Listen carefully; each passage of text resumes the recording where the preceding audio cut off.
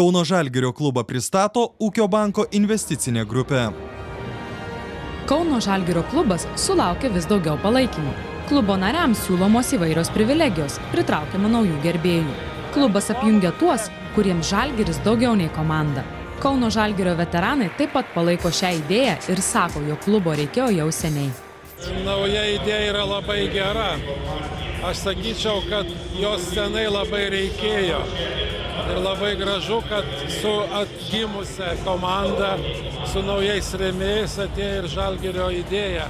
Mes mielai ją veteranai palaikom ir norėtume prisidėti, kiek tai leistų mūsų galimybės ir kiek klubui būtų reikalinga.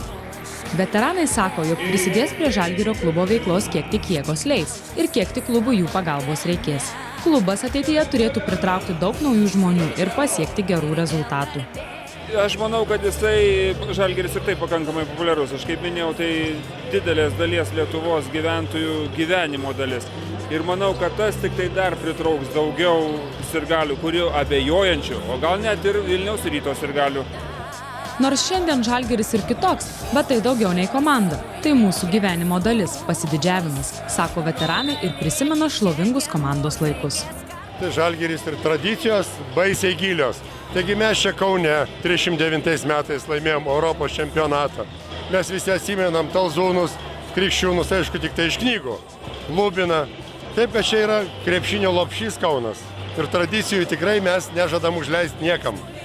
Dabartiniai Žalgirio komandai veteranai nori palinkėti stiprios kovingumo dvasios.